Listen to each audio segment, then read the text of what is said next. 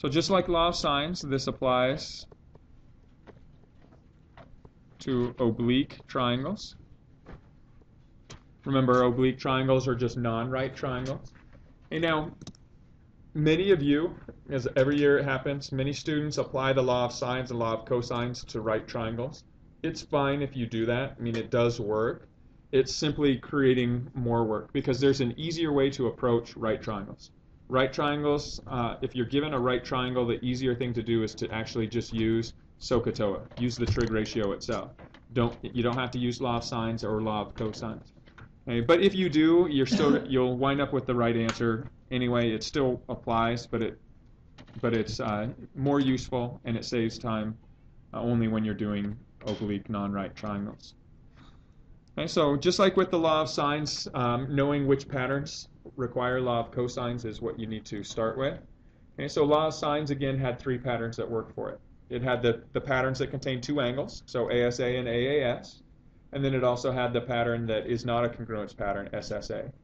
However, the SSA stuff could have one or two solutions depending on where the sides are placed.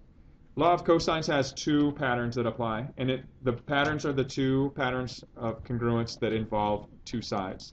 So it's SSS and SAS. Those are the patterns for which law of cosines works. And so let's talk about how to interpret or how law of cosines is interpreted. The law of cosines is basically built from the Pythagorean theorem, and then it's just slightly adjusted for it not being a right triangle. Okay? And so the generic form of law of cosines looks like this. C squared is equal to A squared plus B squared. And so one side squared is equal to the sum of the squares of the other two sides with a slight adjustment. And the slight adjustment that's applied is you're going to subtract twice the product of those two sides, all times the cosine of the angle opposite the side that you started with. Okay, so this right here is the law of cosines.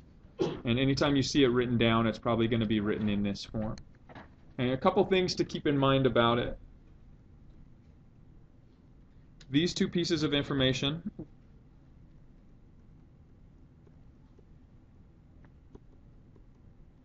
is going to be your unknown. Okay, so one of those is your unknown value. Now, it's either going to be an unknown side, and that's the case if you're dealing with SAS, or it's going to be an unknown angle, and that's the case you're using SSS.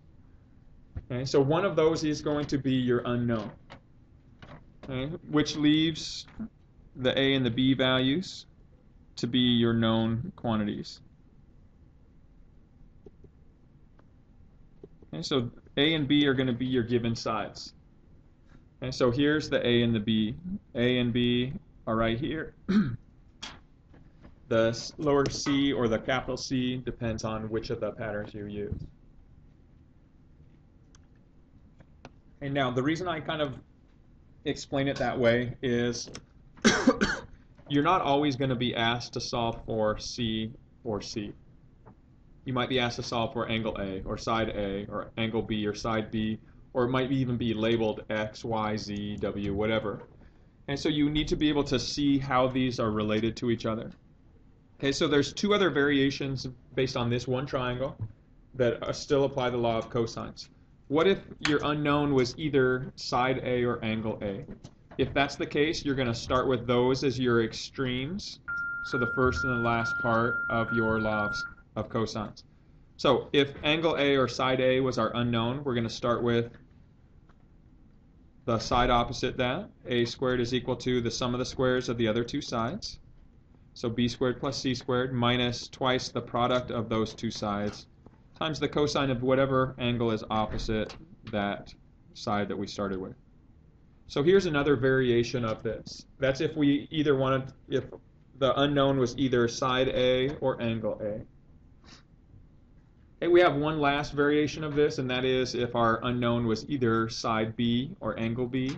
If that's the case, we're going to start with the side B first and put the angle B at the other extreme, the end. And so you get the side squared is equal to the sum of the squares of the other two sides minus twice the product of those two sides, all times the cosine of the angle that's opposite the side that we began with. Okay. So technically you have these three different versions, okay, but it's just the relationship. You need to be able to apply the relationship on them.